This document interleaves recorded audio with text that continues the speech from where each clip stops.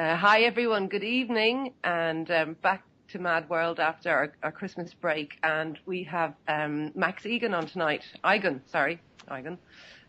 who is a very, very fascinating man, and I have been listening to all his videos since, I think, 2008, and I think a lot of the people out there on Tir na Saor will know who he is, so he won't take much introduction. Max, hello. Hello, welcome. Thank you for having me on. I was going to say welcome to the show, but it's early morning for me, isn't it? And you actually had it right the first time. It's Max Igan. It's spelt Igan, but it's pronounced Egan. Okay, brilliant. Because we'd say Egan in Ireland here, but the Americans say Igan, so I didn't know how it was in Australia. So. Well, the Americans just do terrible things to the language, though, don't they? Yeah, I suppose. But God love them, but they do. Yeah.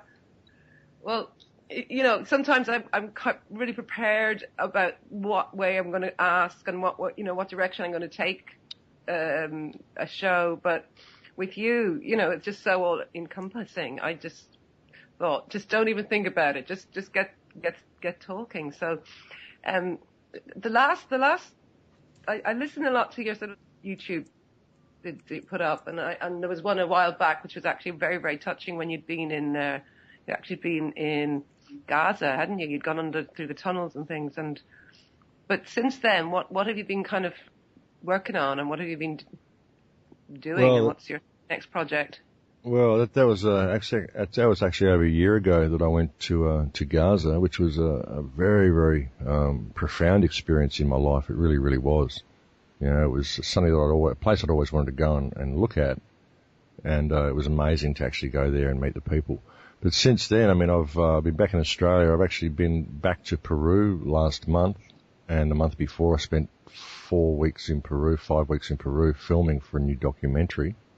There's an awful lot of destruction going on in Peru at the moment in the Amazon, and it's very important that people pay attention to it. A lot of people have said to me, why are you focusing on Peru? Because most of the Amazon basin is in Brazil. And the thing is that the catchment area, the top of the Amazon, is in Peru.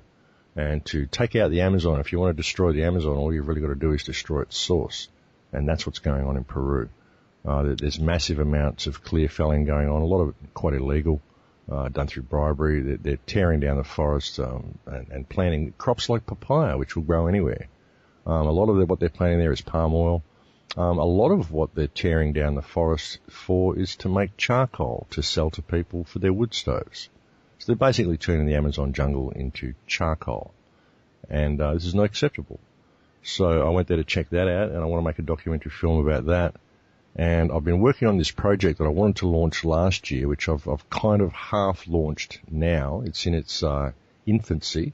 I've only launched it so that I can open it up for contributions, because I'm trying to raise a fund whereby we, the people, can buy large sections of endangered Amazon forest and place it in a trust for future generations. A trust that can never be touched, a private trust that nobody can get near this stuff. We need to save the Amazon. This is the lungs of the earth. And the unfortunate thing in Peru, as with a lot of third world countries, is that they are at the state now that we were at maybe back in the 60s or 70s. That's about the state of the culture. That's about the state of the pop culture and the local technology and all that sort of stuff. And that was when we were in a throwaway society. We were in a throwaway mentality. And that's the mentality they're in at the moment. Due to our training, of course. We've had all this stuff that we've taken there and dumped on them.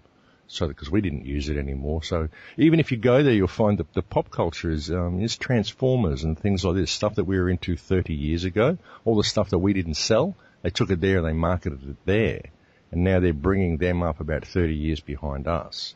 And so the place is absolutely being trashed. And they don't have the knowledge that we have of what that type of mentality and attitude and activity actually does, the damage it does. They don't realise that throwing plastic everywhere actually pollutes the environment. They think the stuff's going to break down because everything they've always used just breaks down. They've always thrown rubbish around. You eat off palm leaves, you throw them on the ground, they decompose. You eat off a plastic plate, throw it on the ground, it doesn't. And they don't understand that. So it's really important that the West go and people that care actually go and educate these people on what's going on and take steps to preserve the forest, because if we don't, we're going to lose it, and it's going to be our fault that we lose it. Well, that's pretty serious. But I forgot at the beginning of the show we have somebody else with us here as well who's a big fan of yours, and I should have introduced him, but I'll let him introduce himself. So, because he actually was going to try and talk to you a little bit about the particular subject you're talking about now. So, hi. Hi guys, how's it going, Max? Nice to be on talking to you. Hi Paul, nice to be on the show with you, brother. Yeah, cheers. Yeah, well, big fan. Well, thank you. Yeah, it is very, very damaging what's going on over there, and you're interested in the Amazon area, are you, Paul? Absolutely, yeah, absolutely, and in particular, ayahuasca and the infinite amount of benefits that can come from traveling there and experiencing ayahuasca. And your having gone to Terra Vida to take ayahuasca influenced my going there.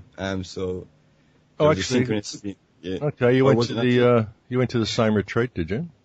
I did actually, yeah. And my decision to go there was actually influenced by I was listening to your own radio broadcast, and you'd spoken about it, so I figured, oh well, if Max Igan went there, it must be legit, you know. So yeah. I figured I decided to go there because of your decision to go there, and it was a very beautiful experience, and they're very beautiful people there. And they are, yeah. Yeah, wonderful people, and it's really important what they're doing there as well. I mean, a lot of people think gringos are going there and they're just making money off the native culture. The problem is that the native culture is being destroyed. Unfortunately, one of the effects of Christianism and the Catholicization, if you will, of the population in South America, which has been going on for a very long time. It's been going on since the Spanish arrived hundreds of years ago. But what happens is that they get the Shipibo, the Shipibo natives, and they convert them into Catholics, and they become very, very staunch about it. They become very, very extreme about it, and very fanatical about it. And they're going out into the jungle, and they're actually killing the shaman. They're going out and they're finding native villages, and they're going and killing the witch doctor because they think the witch doctor is connected to the devil. Because the witch doctor still, the shaman, it's not a witch doctor, it's a shaman. And he's still connected to the plant spirits. He still knows the old ways, and he knows where the medicines are. And they're going out and actually killing these people. The shaman killings that are going on in South America are absolutely horrific. And if the Westerners weren't going there and setting up these retreats, the culture would be lost. And it's very, very important that we preserve this culture, that we preserve this knowledge that can be gained through ayahuasca, and that we preserve the knowledge of the plants. And another thing that's really happening there with the destruction of the Amazon is that people are losing their medicines, that the native people can't go into the forests and get their medicines anymore. So they've got to go into town and buy chemicals from Big Pharma. So you can see where all this is going as well. And that's how they do it. So the church goes in there, they send missionaries in to go and save the people. The missionaries go in there, they convert the natives to Catholic, and then the natives themselves go out and kill all of their own people. And they do it because of the Redeemer complex. I think it's okay to go and kill these people because I'm doing it in the name of God, and it's okay if I killed you anyway because Jesus died for my sins. This is the mentality. This is how it all works. So the Catholics go out, the missionaries go out, they infiltrate these native cultures, and they pave the way, and they lay the platform for the corporations to come in and completely rape the country and enslave everybody to an economic system and steal all the resources. That is the sole purpose of the church, really, the way it infects the world the way it does. And that's what's happening in South America to a horrendous degree. Well, I'll jump in for a second because they say, I remember watching a thing of, was it Seeds of Destruction? Was it, what's his name, Engel, or I've forgotten the name of the author of that guy. But I think it was he who was saying the same thing, more about Big Pharma, and it was like every time a shaman died, he said it was like the Library of Alexandria burning down, with the knowledge of the plants and the healing properties that goes with each shaman, it's. Oh, it is. It's absolutely shocking. It's absolutely shocking. That's why they're paying the shaman as well. People say, they're doing it for money. Well, no, they're paying the shaman a good wage. They'll give a shaman like $100 to come and do a ceremony. And $100, this is a week's wage. This is 2 weeks' wages, in some places. And they'll do that for one night of singing. So the young kids who are addicted to this stuff we call money, or they're enslaved to it, not addicted to it, but enslaved to it. Everybody needs to pay to be alive now that this economic model's been introduced and superimposed over their lives. So they're going out and they're raping the forest, they're tearing down the timber, they're doing whatever they can to make money. So, but now they can see that, hang on, if I learn the knowledge of the plants and I learn the old ways, I can make $100 a night just by singing.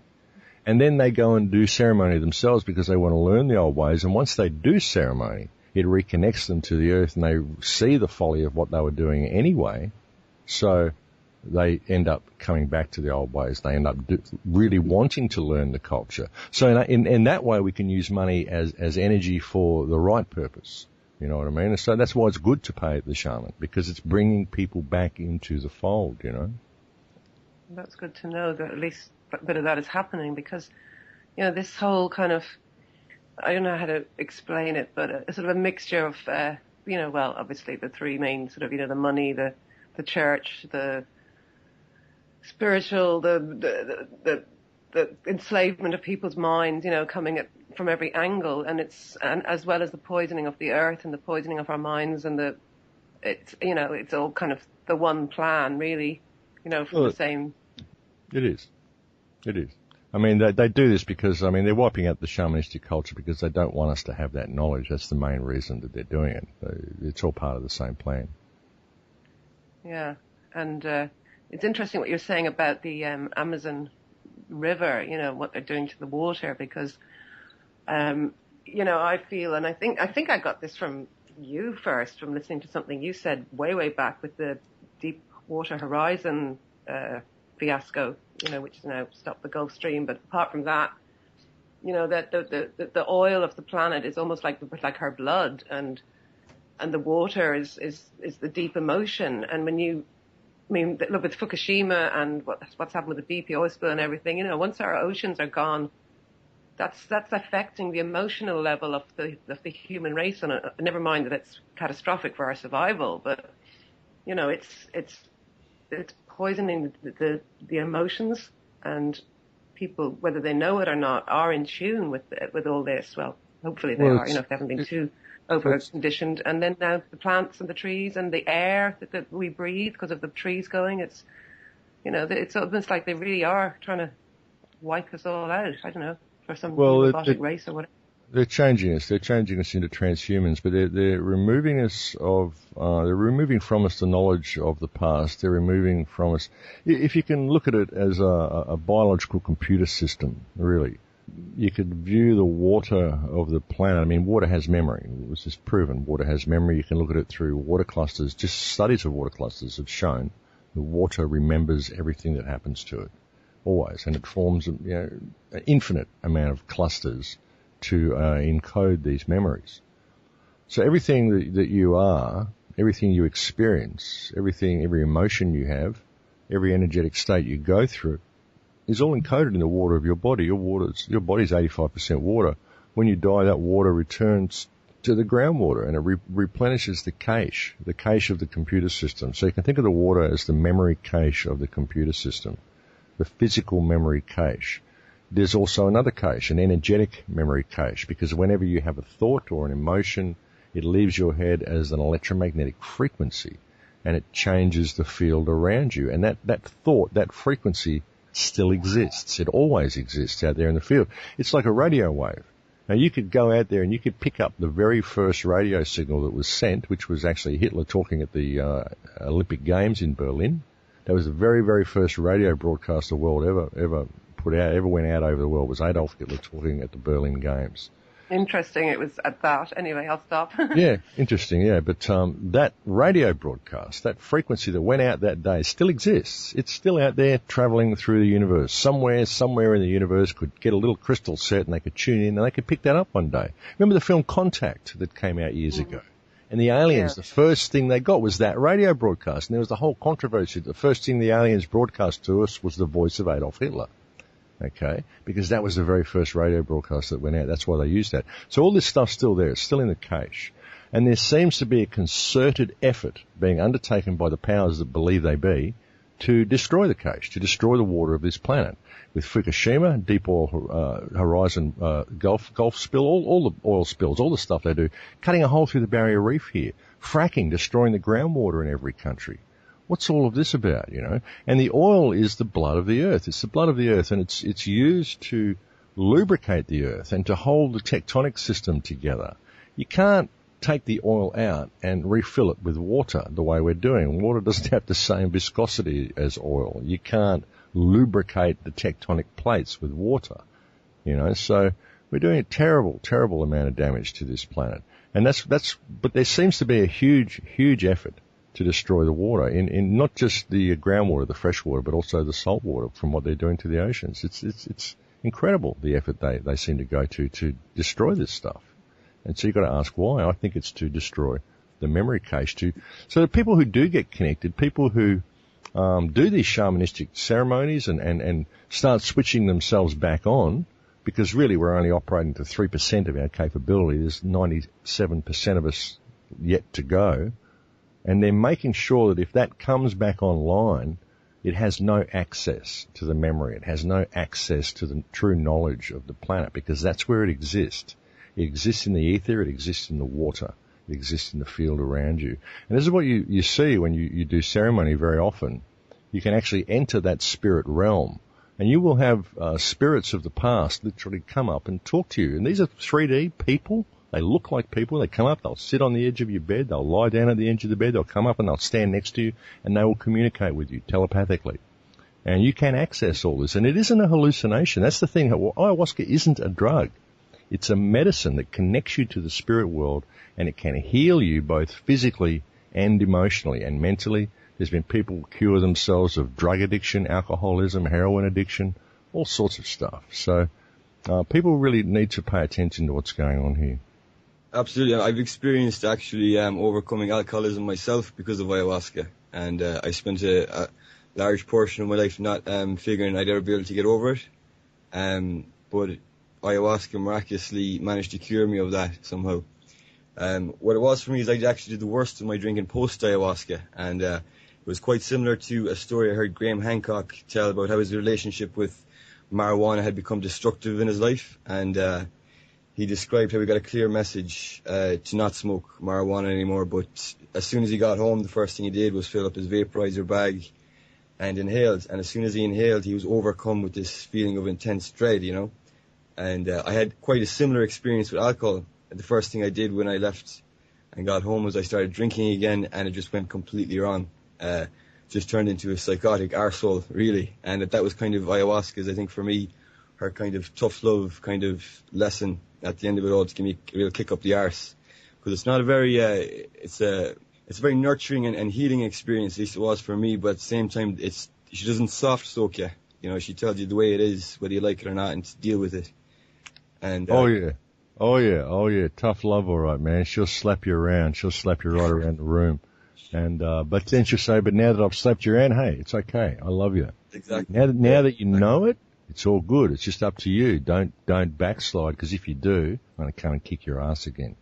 Exactly, yeah, exactly. But ultimately, hey, if you want to go kill yourself, that's your business. But if you're going to do that, don't come back and talk to me. Because you're here to talk to me. If you're here to talk to me, then listen to what I'm saying. She's like that. She's amazing. Absolutely amazing. And I say she because it's a female spirit. It's a female spirit that everybody meets. The spirit of this planet is a female spirit. And she can actually take you and connect you to the Earth Mother herself. And this may sound like weird voodoo to people, but it's not. This is the truth. This is what all of these ancient cultures had and knew. And this is why the Crown Corporation, when it was created by the Vatican back in 1302 or somewhere around there, this is why the first thing they did was go out and decimate every shamanistic culture they could find. They created the East India Trading Company, from whence came the pirates, which were all funded by the Crown. These weren't rogue people going out there stealing ships and getting a crew from somewhere, you know. These were all heavily financed by the Crown, and their purpose was to go out, find native cultures and wipe them out. And that's what they did. And there's a reason for that. Because this knowledge is what reconnects us. This knowledge is who we are. This is who the human race is. This is what we are.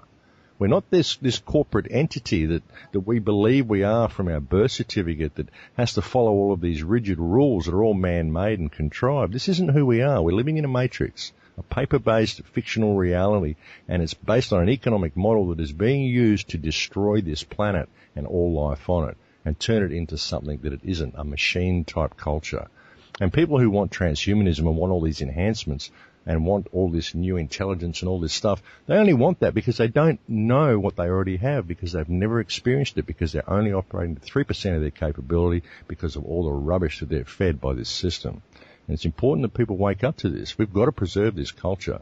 And that's what Full Circle Project's all about that I want to launch this year. It's all about people getting back on board, trying to create some sort of a platform that people can use in their own community and just start doing the right thing. Base everything you do on a moral perspective and push the envelope with your councils and your governments so that they do come and stop you what you're doing, and you can approach the issue from a moral perspective, because if our governments are enacting legislation which is morally reprehensible, then we have a duty to all life itself to take that legislation on and to hold these people who enacted the legislation and get them to show cause why they shouldn't be held for human rights violations and abuse of power.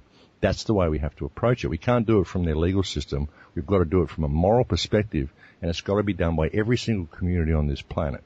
We just got to find people in these communities that are willing to act and got the courage to act and have got the decency and the integrity to act. That's what we need, and that's what the project's about. Okay, so you are explaining a little bit more about the project, not what it's about, but how you going to launch it, and is there a video? I want to create the new film. I want to create a film and explain what's going on in the Amazon, and I just want to alert people to the need for them to pay attention and start trying to implement some type of a re-education plan all the way around the planet. Workshops, got to start off with workshops. I believe that every problem that we face, put it this way, every single problem that we face, doesn't matter whether it's Fukushima, doesn't matter whether it's the loss of the Amazon, doesn't matter what it is, it's all because of commerce. It's all because of the economic model, and it's all due to legislation that's put in place by governments. The whole lot of it, every single problem we face can be traced to that source. So why is it that way? Well, it's that way because the people are disempowered, because we believe governments are our rulers. We've forgotten that they're just public trustees. So everything that we are facing can be solved by a united community. People who respect each other, people who are re-educated in how to think properly, what the world is, and how to talk to their public servants. You know what I mean? That's what I want to focus on. I mean, I don't know how to completely go about it. I mean, it's a big task. Re-educating the world is a huge task. But you've got to highlight what this modernisation has done, and promote the sharing of information and empowerment to the community at large through workshops, through re-education programs, and by pushing the envelope with your governments. And it's got to be done. It absolutely has to be done. We can't just sit back and allow the world to be destroyed around us because our elected representatives, our employees, are writing stuff on pieces of paper that they believe gives them the power to destroy the planet, and we can't do anything about it. Poor us, there's only 7 billion of us. What could we possibly do? I mean, we've got to wake up and pay attention. We've got to reorient ourselves, re-educate ourselves, change our perspective on who and what we are, because the people that are doing all this stuff on the planet, they're just people, just the same as everybody else. They don't have any power over you. They don't have any power over me. They only have power over this whole corporate system that we believe we belong to, but we're not. All the Freeman stuff where they go through the birth certificate and all this sort of stuff, this is stuff people really need to know. People think they are their names. They think their birth certificate is them, but they're not. So that's I'm actually doing a bunch of workshops around Australia next month. There's an organisation called Truthology, and they've got Ben Stewart and myself and a bunch of people. We're doing 2-day seminars called a Freedom Summit. We're doing these in Sydney, Melbourne and Brisbane over late February and early March. Try to re-educate people on these things and get them up to speed on what's going on. So that should be interesting as well. That sounds good. And it's interesting that the birth certificate thing is kind of coming up so much everywhere now. It's actually quite good because, before it was just a few kind of Freeman videos on YouTube would go, meet your straw man and then blah, blah, blah, and talk a bit about the birth cert, and then you'd see the odd post, and then one or two people started talking about it a bit more. But it's sort of gone more mainstream now. Like people like Karen Hudis and all this, you know, from on the sort of financial whistleblower side, is going crazy about it all now and talking about what she found from inside the World Bank, and the legalities and within that whole system, that when she came out, and we had her on the show here a good while back, and once again we asked her about the whole birth cert thing, and she came out very strongly about actually finding proof of everything that you're saying about the birth cert that, you know, we've been kind of seeing in videos, but she actually could pinpoint it and legally show how it started and where, you know, what it's about and how you're floated on the stock market, not just say so, but, you know, give examples and all this kind of stuff. So if it's kind of going, I know Karen Hudis isn't that mainstream, but she's pretty mainstream, you know, as whistleblowers on that level go. So and more I'm seeing things, little just posts on Facebook from people that normally wouldn't be listening to any of this kind of stuff, suddenly going, oh, did you know that birth cert is, you know, this. So that's kind of good to hear that you're, you know, still working on that side of things, because the birth cert is a very, very important thing, the whole story of it. And well, yeah, well, it is. It's just that people think they are their birth certificate. People think they are that name, you know. But it actually legally, I'm not very good on the whole legal side. That's Kevin, our producer, being there. But what's this thing? Do you know about it? Where when you're registered at the birth cert, and yes, it's floated as a commodity, and you know the so many hours of work that you in a predicted lifetime would be worth, and that would be your net worth. It's floated, but that under Admiralty law, that unless it works that if you haven't copped onto this by the age you're 7, which is no way anyone will, because no one knows about this really, it's just coming out now, that if you don't write in and claim some of your estate back or in some way, you're considered lost at sea. So the government is now your property and everything is somehow goes back to them, never mind your worth or something. Yeah, well, let's see. I mean, yeah, people. This is another rabbit hole. There's a higher harmonic to all of this stuff. I mean, a lot of people that see people that are sending back their birth certificates and they're filling in forms and sending this off to the Vatican and they're reclaiming this and reclaiming that and da. They're still lost in a paper-based world. If you've got to sign anything or fill out any form to claim your freedom, how free do you think you are? If there was an agreement made that you had to send something back by the time you were 7, show me your contract on that agreement. Show me your signature on that agreement. Show me that agreement and show me your signature on that agreement. Show me on your birth certificate where you had anything to do with the creation of that document. If you look at your birth certificate, it's got government stamps all over it. It's an agreement signed between your parents, made between your parents and the government to create that entity. What the hell has it got to do with you? People say to me, what is your name? And I say, my name? Okay, you're asking me for my name. I'm speaking English. I'm not speaking legalese. I'm speaking English. My name. That implies ownership. Well, personally, I don't believe I can own anything. Not my body, even, because it's just on loan. I certainly can't own land. I certainly can't own property. I certainly can't own objects. I guarantee that this chair that I'm sitting on, or this desk that I'm sitting at, will exist when I'm gone. So I don't own it, you know. If I won't go out and leave my house because I'm scared people will steal my property while I'm away, well then the property owns me. I don't own the property. You know what I mean? That's my attitude. I don't believe in ownership. I don't think you can own anything because you're only here for a little while. You're just here for an experience and you're inhabiting a vessel for that experience. You're asking me for my name. My name is man. And I can say that to you after careful thought with absolute truth, without frivolity or vexation, based on the evidence based on peer-reviewed evidence that comes from the Anthropological Society. If you have a debate with my name being man, you need to take it up with an anthropologist. If you want to know what my calling is Max Igan. But if you wanted that name, you shouldn't have asked me for my name. You should have asked me for the name the government has for me, or the name the government created for me based on the agreement made between them and my parents. I have a copy of my birth certificate in my pocket. If you look at it, you'll see government stamps all over it. Obviously, they own the name. I do not own the name. If you've asked me to claim that name as my own, you're asking me to commit fraud. And therefore, I've put myself into your jurisdiction. If I say that is my name, I've committed fraud. And if you're telling me that if you're threatening me with violence or threatening me with arrest if I don't claim that name, then I would suggest that what this is entrapment.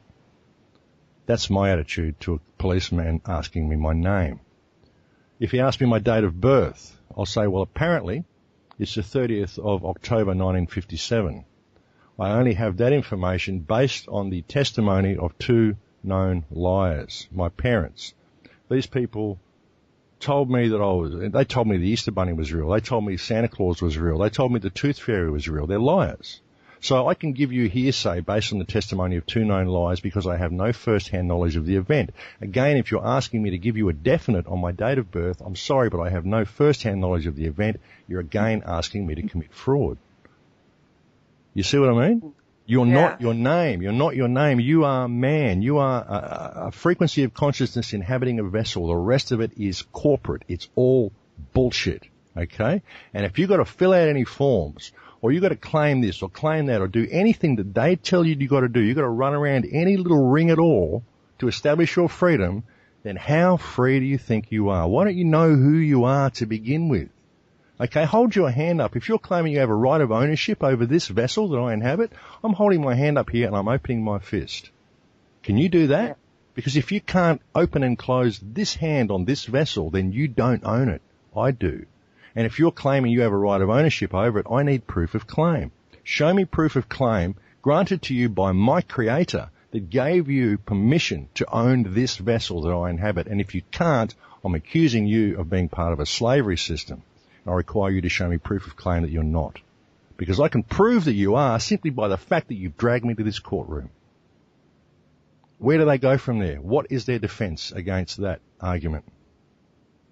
Well, in this country, they probably would illegally hold you in contempt of court and take you off to some cell for a while. I have no contempt for this court, but it would appear the court has contempt for the will of God.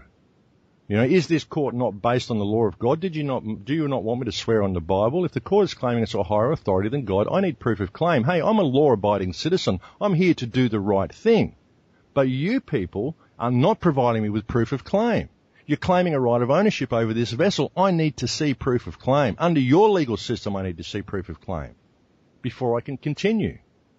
You know, if you can't, then I'm accusing you of being part of a slavery system. I accuse the Crown of being part of a slavery system. I'm making an open accusation here in front of this court, in front of my friends, in front of all the people I've brought here. Show me that I'm wrong. You show me that I'm wrong and I will hand myself over to the court with absolute no problem whatever. Put me in irons and take me away. But show me that I'm wrong. Show me the proof of claim. Deliver me the proof of claim that I am asking for because you have to do it under your own legal system. You know, I don't even honour your legal system, but if you're going to use it against me, well, fine. Show me that you have the authority to do so. You know, this is the way you've got to approach it. The problem is that we get angry with these people. You know, don't get angry. Just be polite. Say, look, I'm speaking English, and you're asking me to commit fraud. You're asking me to entrap myself. You're telling me that I have to claim a name, which I can prove to you by my simple birth certificate by looking at it, that it is not my name. It is the government's name. It's my calling. My name is man, and if you have a debate with that, take it up with an anthropologist. This is the way. This is when I say to people, stand in the power of your flesh. I say it so often on this show. No, I haven't used it in court because they don't take me to court. I say this to police officers on the side of the road. They just walk away from me. You know, I've had eight police officers surrounding me, but I've had a crowd of people there as well, listening. And the police don't dare take you away. If you try this on the side of the road with a cop in the car, he'll probably tase you and say you're insane, take you away, lock you up in a nut house. But if you do it in a public situation, they've got nowhere to go. And I think they've got a big red ring around me because I haven't been pulled over by a police officer or gone to court in so many years. I mean, I've got unpaid speeding fines. I've got so much stuff. I have no warrants out on me. I do not get harassed by police. They have a breathalyzer on the side of the road. They wave me past. I don't know. Maybe it's the energetic state I'm in. Maybe I just don't call it in. Maybe they've got a red ring around me saying, don't pull this guy over. I don't know. But I just haven't had a run-in with a police officer for a long time. Except last year. Last year I went into town in Byron, specifically with the intention of having a run-in with a police officer. Right. Just because I wanted to exercise a few of my rights, I wanted to show the people what was going on. I actually, you've heard of Rick Simpson, I imagine? Yeah. Well, I was actually making some medicine for someone, Rick Simpson method. I'd been making it all day, and so I knew that I absolutely stank of the stuff.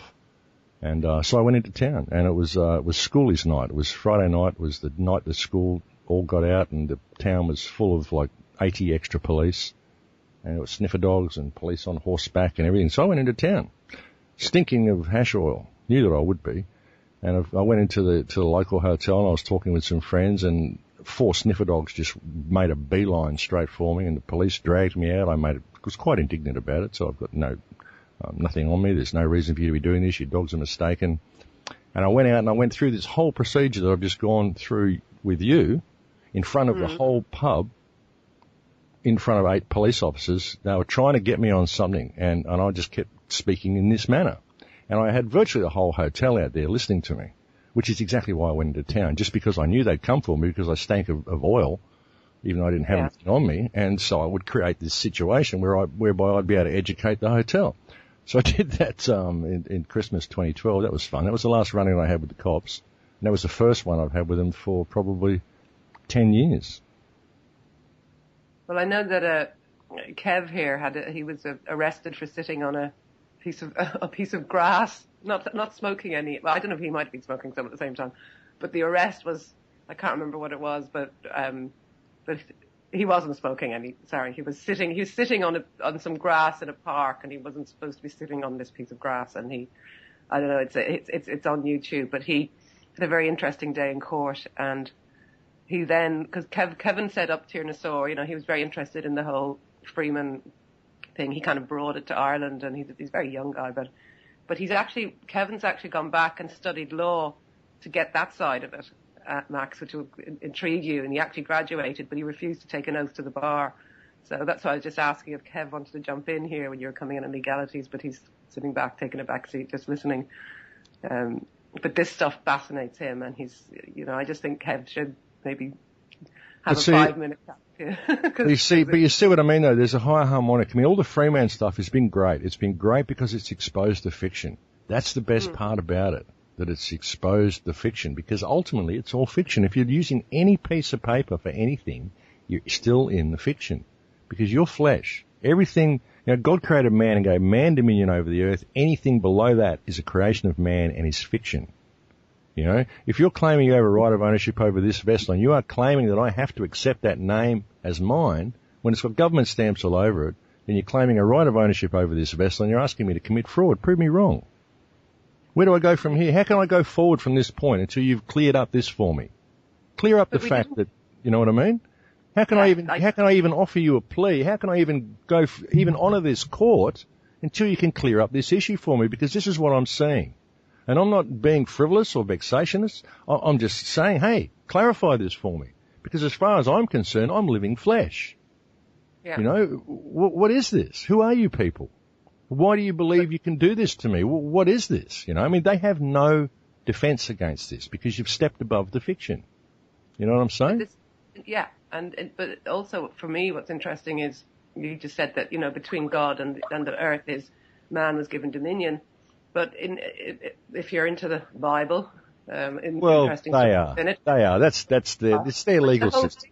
But the whole thing is that the Bible is, comes from Greek, which comes from Aramaic. And in the version where the word in the Genesis, where it says the word dominion actually translates not as dominion as in rulership, but as in guardianship, which is very different. Yeah, exactly. But it's all fiction anyway. I only even use the Bible because, hey, that's what they base their legal system on. Okay. That's what you want to use? That's okay, I'll play it. It also says in your book there that you base your legal system on, that man had dominion over the earth. It also says that God's law is the only law and that man-made law is an abomination. So where do I go from there? If you're going to use this book to base your legal system on, you really want to look at what's in the book. And you can't use part of the book. If you're going to use the book, you're using the book. Well, this line exists in this book, so I'm going to bring that line to your attention. That says that your law is an abomination, especially if it interferes with God's law. And I can sum up God's law in 3 words, 8 letters, do no harm. So I'm not asking people to break the law in anything I say on my radio shows or anything. I'm simply asking the government to stop breaking the law by inflicting legislation upon the people which causes harm. So who's breaking the law here? Me or you? You know, you breaking the law by exercising a right of ownership over this vessel and bringing me in here because of legislation which is causing harm? Who's breaking the law? I mean, this is the attitude people have to have. You can't take a backward step to these people. They're just people. They're bringing you into a fictional world. They take you into these places. They've got these uniforms on that have got all these sigils and black magic symbols all over them which disempower you, and you can feel it. If you think that magic doesn't work, just imagine how you feel when you're in the company of a police officer wearing a uniform or you're in a courtroom. That feeling that you get, that is because of the geometric structure of the room, and it's because of the sigils that you're subject to. It's an energetic system. That's the way they use it. That's why they wear uniforms. That's why they do all this stuff, because of the way it affects you. You know, but you can step above all of that. If you're aware of it, you can step above all of it, and you can say, I am divine consciousness inhabiting a vessel, and that's what all of these people are too. I'm sui generis. I'm not even subject to the laws of my peers. How can I be subject to the laws of my peers? Can you identify me by my DNA and by my fingerprints? Great. Then by your testimony, I'm unique. Therefore, I have no peers. Therefore, I'm not subject to the laws of my peers. I'm not part of the general population, so I'm not subject to the general legal system. I am sui generis. But because I am sui generis and I recognize that uniqueness of myself, I also recognize it in you. Hey, I don't hate you for bringing me in here. I don't have vexation towards you. I don't want to hurt you. I don't want revenge from you. You're just misguided because you think this system's real. I'm just pointing out to you that it's not. I'm pointing out to you that I am sui generis. I am utterly unique under God. I am a unique expression of creation inhabiting the vessel given to me for the experience, the same as you. If you want to debate that fact, hey, give me proof of claim and we can go ahead. Show me how you can move my hand. Show me how you have a right of ownership over this vessel, or show me that you're not part of a slavery system, and we can proceed. But if you can't clear that up for me, then I'm walking out of here, because I don't have any contract with you people, I don't have any allegiance with you people, and you have no right of ownership over me. It's that simple, you know. But hey, I don't hate you for it. It's all good. I love you. You're just misguided. I'm just trying to help wake you up. That's the attitude. That's the attitude you need to have. Don't hate these people. They don't know. Most police officers don't even have an IQ over 104. There's new screening systems where they keep people that really just above double-digit IQs. These people aren't real bright. They're just smart enough to follow orders and not question authority. And that's the people that they want. So you can't hate them. You can't. Everybody that we're fighting against here is a product of this system. Sure, there are 3% of the population that are born psychopaths. A lot of them are up at the top levels. And their mentality infects everybody below them and causes people to behave in sociopathic manners so they can survive within the system. But we've got to get rid of this hate. We've got to get rid of this need for revenge. You know, I want to change the world, but I don't want to put anybody in jail. I want everybody to come home. You know, I want to bring the whole world with me when I change it. You know, and that's the attitude that we've got to have. People just have to remember who and what they are. And I've said this, I've been saying this to people for 6 years on the show. Stand in the power of your flesh. I guess a lot of people don't understand what I mean when I say that. Hopefully I've explained that to people with a little bit of clarity today. But you've got to know who you are. You're not this paper-based reality. It's fiction. It's all fiction, you know.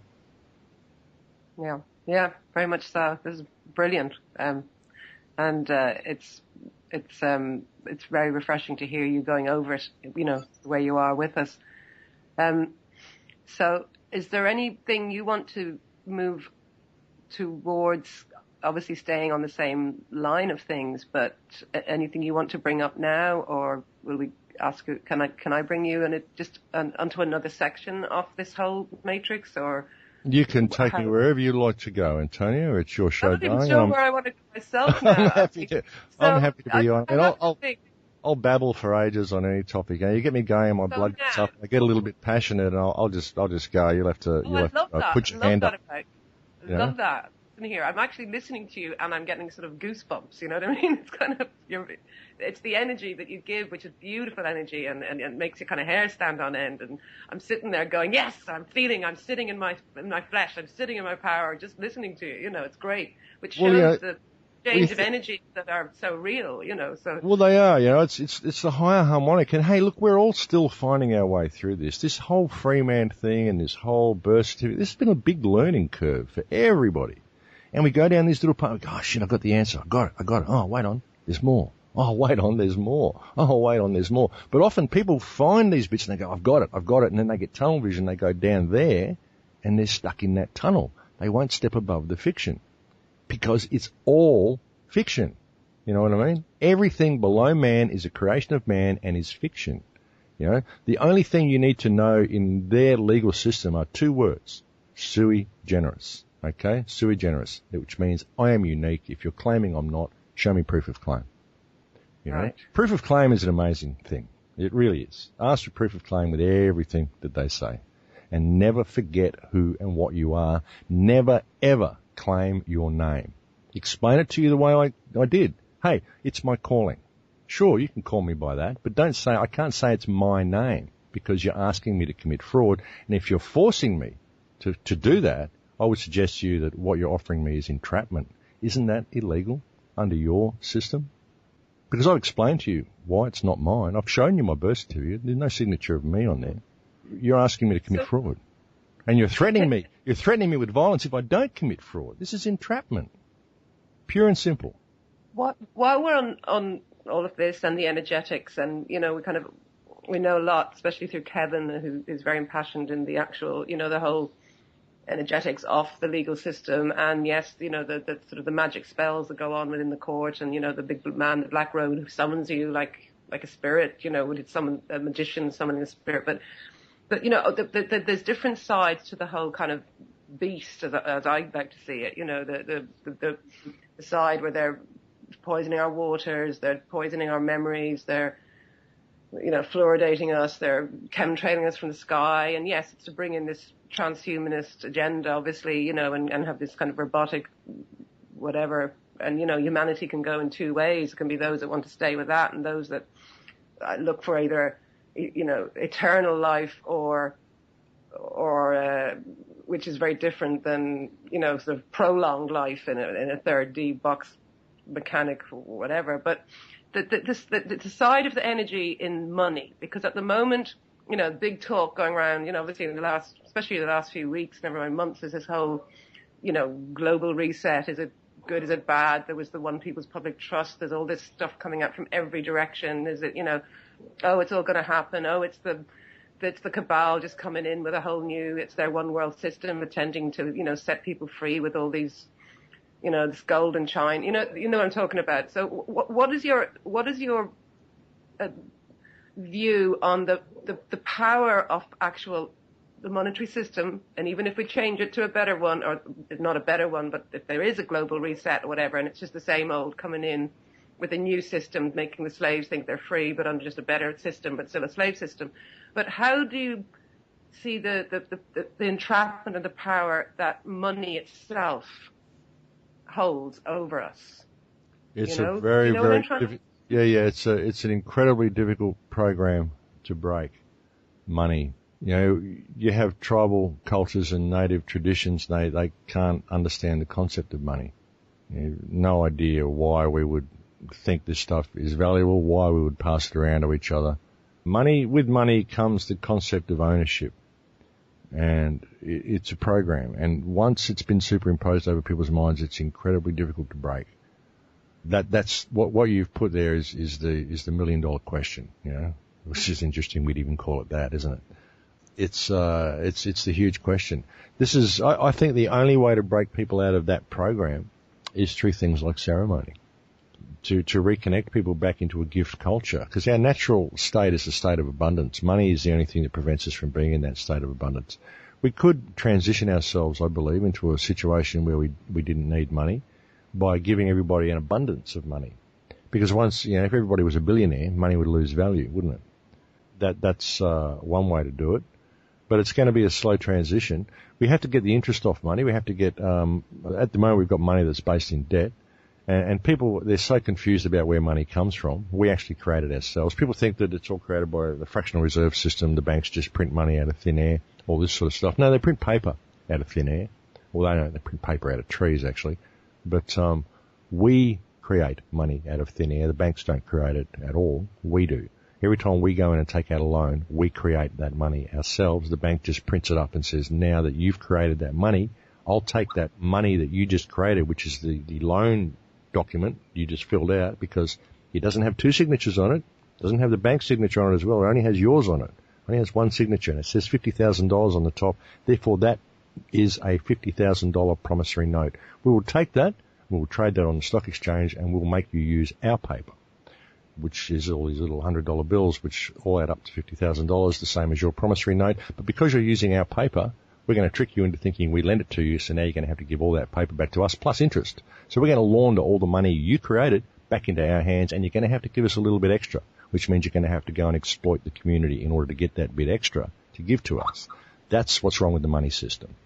That's the way it's created. If we could just go in and create our value, we just go in and sign, okay, $50,000. The bank gives us $50,000. Bang, deal's done. That's it. The transaction's over. There's no debt to the bank. You don't owe the bank anything. That's where the problem comes from. The problem comes from the bank itself, because we're not allowed to pass the promissory notes we create ourselves around to each other. And what are you going to do? You give you a $50,000 promissory note? What are you going to do? How are you going to give me change? Okay, well, I could just write out a promissory note for $10 or $20 or whatever I did for you, and then you can change that. You can go and swap that with Kevin. When Kevin, you want to get some carrots off Kevin, you can give him the promissory note. Can you hear me? Okay. You can still change this promissory note. You know what I'm saying? This is how it's supposed to work. We're supposed to create money ourselves and pass it. You want to buy some carrots off Kevin, you write a promissory note, you go give it to Kevin. Kevin wants to buy some tomatoes from me. He comes, gives me your promissory note. That's great. I can do that. I can give that to Paul for some vegetables that I want to get off him, or whatever I want to get off him. Paul wants to come and work for me. I'll give him the note that started off with Kevin, went through you, came to me. Now I'll give it to Paul for working for me today. You know what I mean? This is our money. We create it.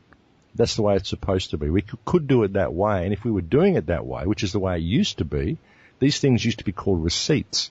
I had a book. It was my grandfather's. I've lost it now.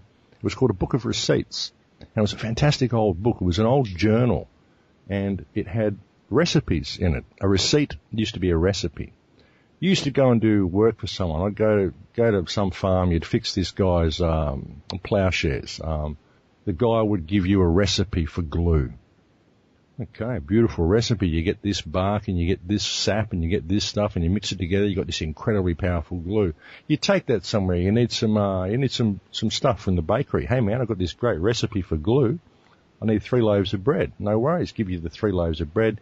Gives you the recipe give him the recipe for the glue. You keep it yourself, but you write him out the recipe. That was the receipt. That's how we used to trade. This is actually how we used to trade. I had a book of receipts that had all of this stuff in it. Recipes for glue, recipes for gardening, recipes for building a house, recipes for whatever. You know, a recipe didn't have to be something that you cook. It was just something that you make. Could be a recipe for a table. How to make a table, how to make a chair, how to make a rocking chair, how to shoe a horse, how to make glue, which plants you could eat, edible plants, edible this, blah, blah, blah. You know, all these old recipes, all this knowledge we used to pass around to each other. That was currency back in the old days. We could do that again. It makes sense to me. But I don't know what the transition will be, but we've got to get the debt that's attached to money off money. And the way to do that is to remove the banks, because the bank's only purpose is to launder what you create into their possession. No bank ever lent anything to anybody. All they did was steal from people. That is their purpose. Yeah. And how do we, the question is, I know a lot of people work behind the scenes. How do we break the program? White hats, the white knights, the big the guys. I don't buy into all this behind the scenes stuff. I don't think there's white knights there going to save us. I think we've got to do it ourselves. Oh no, I totally agree. But we got to have some guys up on the inside that are people that are awake. I hope. I mean, all the way that all this system has been exposed. I mean, the way the world is getting so negative. This is what's waking us up. You can't have the light without the dark. You know, and if the world wasn't getting so negative, we wouldn't be having this conversation. We wouldn't be waking up. We wouldn't be discovering the things that we've been discovering. We wouldn't be so close to freedom as what we are now. We're so close to jail as well, which has brought us so close to freedom. You know, you can't have one without the other. If we were just bumbling along the way we have been for the last few hundred years, we would never be having this opportunity for freedom. So, I mean, I don't know how to escape the money system. It's a program that's very, very deeply ingrained to people.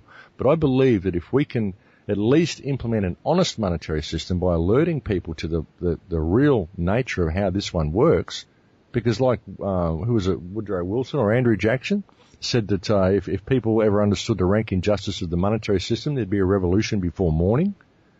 Yeah. If people can figure out how corrupt this money system is and why they are struggling in debt so much, it's all fiction. All of it is fiction. It's all a creation of this money system. None of it is necessary. Then we could change this money system.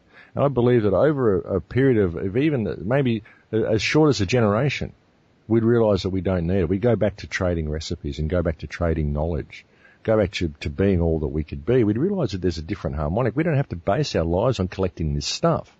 We can base our lives on experience the art of our lives and become all that we could be and see what we can create, see what we can come up with. We could take this planet to an incredible heights. We really could. We could take human consciousness to incredible directions and achieve amazing things. You know, human creative potential is absolutely phenomenal.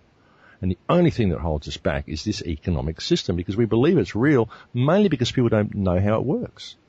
So I think that's a big part of it. Just explaining to people how it works. Again, we need workshops. We need re-education. We need to reorient people into who and what they are, what's the sort of system that they're involved in is, and how to approach their public trustees to get some accountability out of these people. I mean, I'm not suggesting revolution or the overthrowing of any governments. All I want is accountability and responsibly and integrity. That's all I want.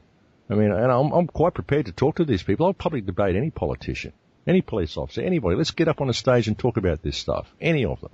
I've challenged every world leader to a public debate. Any of them. Happy to do it. Let's talk. We've got to get the system away from the private central banks, though, and back into where the governments themselves are the treasuries and printing up. Well, we get back where we're the treasuries. Where we're the treasuries. Something I want to do is create, with the Full Circle Project, wherever I go, I want to create workshops, like a thing called the Urban Agricultural Cooperative, okay, UAC. You get a garden, get a town, like anywhere, get Dublin, okay, you got an area of Dublin, just outside Dublin, you got a village, whatever. You get 10 people who want to put in market gardens.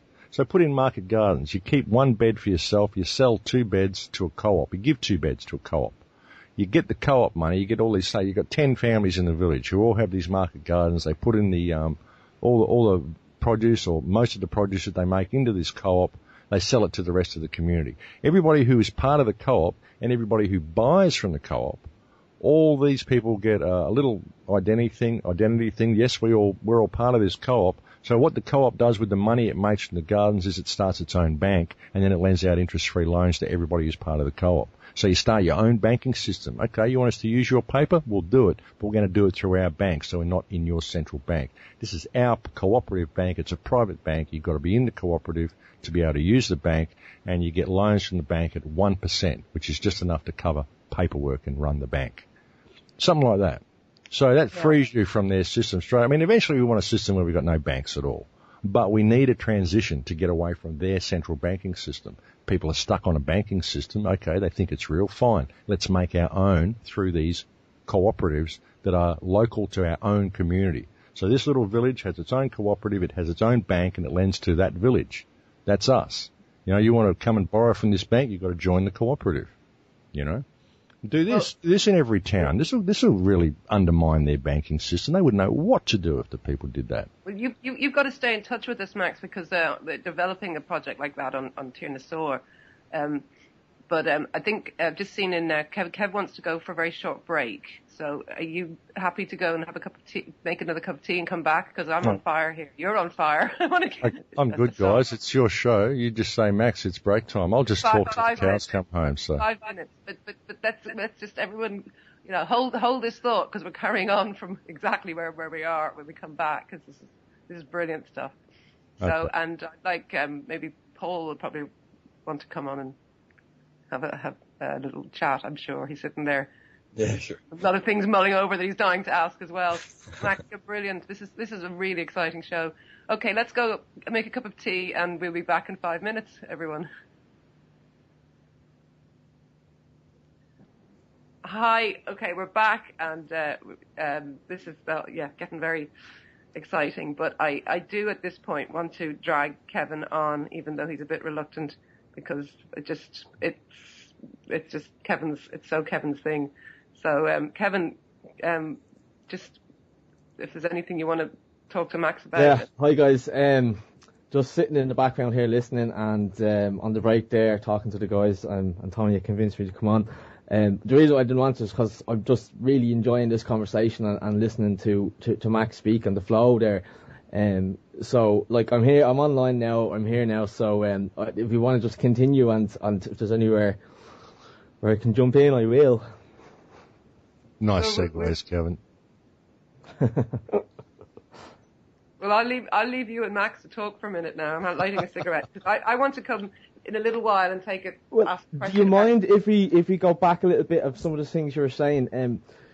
When you were talking about the sigils and the symbols that they use in the court and the robes and how it's all designed energetically to sort of keep people disempowered. I'm wondering, Max, do you go any further with that idea in the terms of, you say sigil is a magical word. Do you go any further with that idea of magic and the law and how words are being used to influence people and create this false reality? Oh, look, words, it's all word magic. We're locked into a whole system of word magic, especially English. It's incredible. And the whole register your, when you register Regis, the Crown Corporation. You're registering with the Crown Corporation. You apply, application.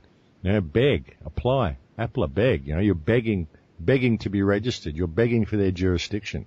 You know what I mean? All this, it's all magic. The whole lot of it's word magic. I mean, and they've got their language as well. Forms. Yeah, and they've got their language as well, which is legalese, which they run parallel to English. And you think that apply means I'm just, okay, this means I'm filling out a form. It's an application, I'm just applying for permission to do this. It's begging. You're begging for permission. So you're immediately giving them jurisdiction over you. Why are you begging to someone? Are you a beggar? Is there someone that controls you? But you don't know you're doing it. You just think that's what the word means, But we don't know what the words mean.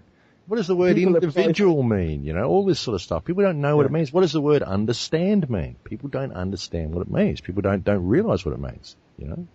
Yeah. Well, it's interesting because a lot of the time what we're applying for is licenses, and you submit that application for a license. Exactly. They tell you. But a license, if you look it up in the blacks, a license is permission to do something that is already lawful. Now, if all government power comes from the people, if the government claim to have the power to give you permission to do something that's already lawful, then why would you then ask them for that permission if it comes from you in the first place? Exactly, because you think you're a beggar and you think that they have control over you. You've admitted that they do. You've asked them to please have control over you because you don't understand the language. See, we don't understand the language that we speak. That's the problem. And people's understanding of reality is based on their understanding of the language. They don't even understand their language. How can they ever understand reality? How can they ever understand energy? And how can they ever understand sigils and all this sort of stuff? Everything like that isn't even taught to us, the energetic state of things. If you look at trivium, and quadrivium, the seven liberal arts, one of them is geometry, because they talk about the geometric reality, the geometric nature of reality. All of these things create certain energy fields, 5-pointed stars, all these things. You see people in certain uniforms, they've got a hat on in a certain way with a certain sigil on the hat. It creates an energetic field. You may not think it does. People may think, oh no, you're just crazy. Okay, really, go stand in the presence of a police officer and tell me how you feel. Do you feel different in the company of this gentleman? Why? Go and put on a uniform. Go and put on a military uniform. Go to an army disposal store. Go and buy yourself a uniform and put it on. You feel different when you wear a uniform because it contains and it's got sigils. You go put on a military uniform with medals and stripes and stars on it. You feel very, very different when you're wearing this uniform because it sets up an energetic resonance. And that's what uniforms do. That's what the sigils do. They actually do have this ability to put you in a state of disempowerment or empowerment. You put a uniform on, you feel quite empowered. When you're in the presence of someone who's got a uniform on, you actually feel a little bit disempowered. It's an interesting thing, depending on the uniform, of course, depending on the sigils that are on the uniform. And the courtrooms are set up this way. They're set up with the dock and the bar and all this sort of stuff and certain shapes and symbols and sigils everywhere. And the black robes. The black robes, they summons you, it's a summons, they're calling the spirit, Yes. The whole, it's word magic, the whole lot is word magic. Yeah. And it works because you don't know who you are, and you think that you are part of this magical system. You think you're the name, you think that all these people are something other than just people, and they create this whole thing. It's an act. That's why they're all acts. It's a play. It's a play. You're on a stage. It's a play. And it's all maritime admiralty and all that sort of stuff. But even going down the whole rabbit hole of maritime admiralty and common law, it's all fiction. The whole lot's fiction. Ultimately, it's all fiction because it was all created by man. What you are is man. What they are is man. And here we are, a whole bunch of... If you're spending hours researching these things, then you're not living. You know what I mean? And it's as part of the trap as well because you're getting wrapped up in another word game. Exactly. I'm sure you must have heard of the late, great Terence McKenna. And, he said it really well. He said that the real secret of reality, the real secret of magic, is that the world is made of words. And if you understand the meaning of those words, then you can have control over reality. Exactly. That is absolutely brilliant. That's it in a nutshell. You've got to understand what the language is that you're speaking, know what the words actually mean, know what you're saying when people talk to you. Like I said, when someone says, "What is your name?" That's mine. It signifies ownership. What is the name that I own? You've asked me, what name do I own? And like I said, I can go through that whole thing. The only thing I can possibly claim is man. And that's based on reliable information from the Anthropological Society. But I can't really claim ownership to it because everybody owns that name. But people don't even think about that. What is your name? They've asked you, what name do you own? Okay? And what name do you own? What is ownership? See, we don't think that way. We just go, my name's Max. Bang, gotcha. You think you own the name. You didn't even think about what you said because you're trained not to think about what you said. This is just language. These are just pronouns and these are just words this is how we join sentences together. But they don't ever actually tell you what the words mean. This has been because they took trivium and quadrivium and 7 liberal arts I talked about before. The trivium, grammar, logic and rhetoric. People don't understand grammar, logic and rhetoric. They don't understand grammar. What the grammar means. What does the word mean? Grammar, grimoire. It's a spell. Yeah, the magical book. It's a spell. People say to me, a spell is a series of words. No, a word is a series of spells. That's why it's called grammar. What is the word saying? What are you saying when you speak, I use this as an example to explain to people the importance of symbolism when you're talking about the symbolism in, corporate logos or whatever it is. I say, well, look at the alphabet. What's the alphabet but a collection of symbols? And if I can get the right symbols and put them in the right combination, I've created a thought form. And if I get a big enough string of these together and I make a paragraph, I can completely change your worldview by the use of my words. It's a spell. It's a spell. What do they teach you to do when you go to school? It's the first thing they teach you to do. They teach you to spell. What are you doing when you're spelling? You're casting spells. If you think in language, if they train you to think in language, and the language is a series of spells, what are you doing? You're spelling reality. It's a spell. Yeah. You're in a matrix. It's in a word-based, paper-based reality. It's not real. You are flesh. I'd love to jump in here for a second, just because you're on this, because I'm on a very kind of woo-woo level compared to all this, because I believe that, when you're talking about casting spells and the power of language and the energies that go with a spoken word or even in a written word, it's all energy coming through.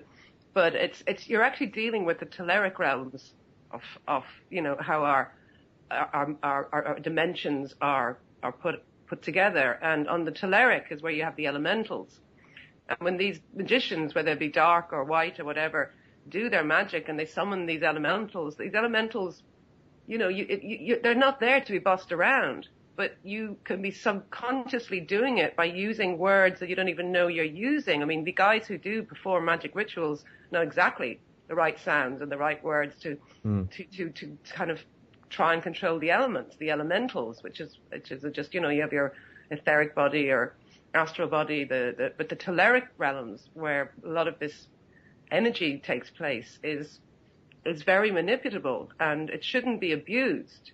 And by using all these spells and words and things, you know, the ones who know exactly how to do it are the black magicians, because they've learned how to do it. But we do it not knowing what we're doing, you know, because we just spout out certain things and we don't even realize what we're saying. But also the fact that our DNA is language as well. You know, they've found that, you know, unravel DNA, and there's actually encoded language in our DNA. Of course there is. Yeah, of course there is. Everything is controlled, and by using these kind of spells, we can actually change the atomic structure of the reality around us, you know. So well, a lot of these spells are like that. They're designed like that. A lot of them are based on frequency, and it isn't the word necessarily. It's the sound the word makes, you know. Yeah. And you'll find that in politicians' speeches, you'll listen to a political speech, and the guy will rave on for ages and say absolutely nothing.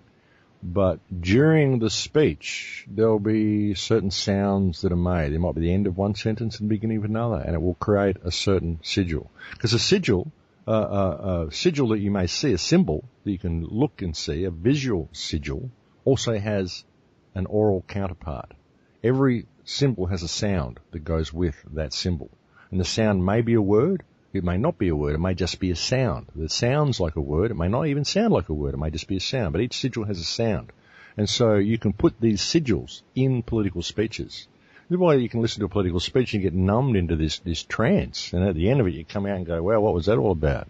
What did he just say to you? What was just implanted in your brain and your subconscious through the sigils that were put in that speech? And that's the way they do it. They put the sigils in the speeches as well.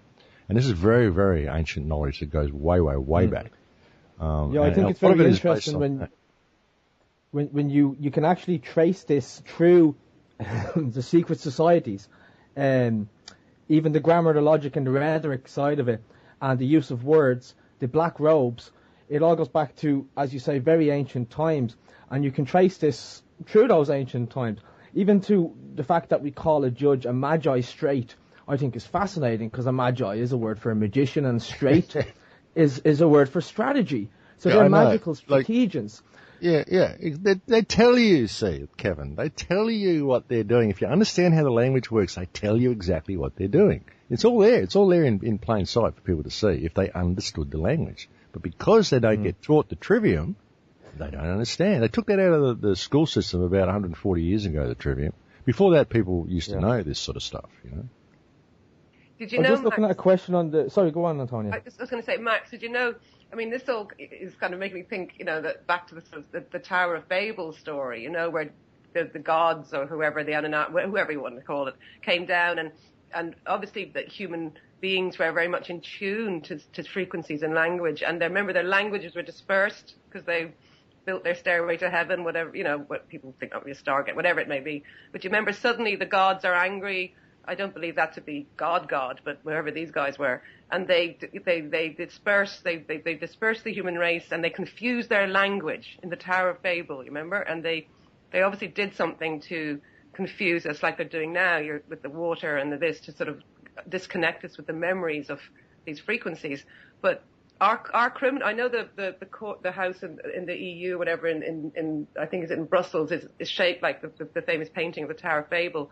But our new big criminal court here in Dublin, there's a whole brand new building they built, which is all our courts are in there now, the criminal, the this, the that, the other, and it's shaped in the exact same as the Tower of Babel.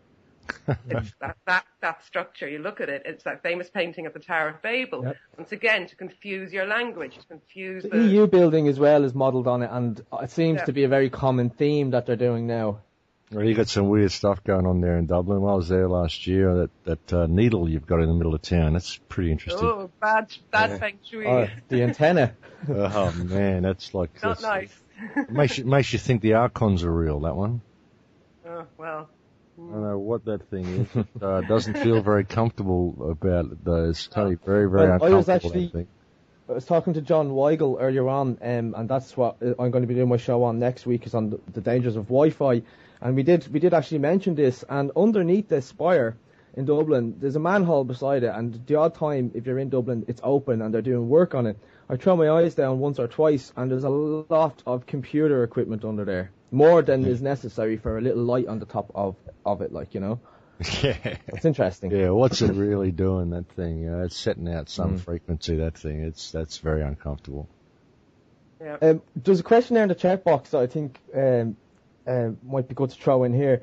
Somebody's asking, in a land where the sheep are content to owe 400 billion, how can we change the mindset? So I suppose, like, how do we change the spell where so many people are they'll actually fight against you to hang on to this false belief system?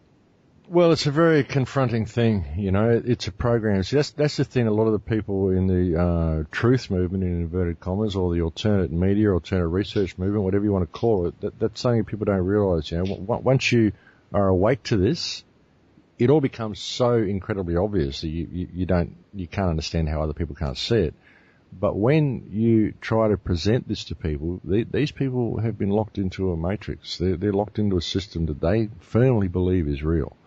And when you bring the truth to them, what you're asking them to do is to put the rest of their life on hold. Put everything they believe to be true in the bin and look at reality. You're telling them the world is completely different to what they thought it was.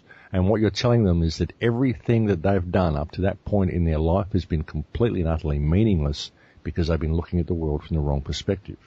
This is an incredibly confronting thing for people, and they don't want to know, and they shut down completely.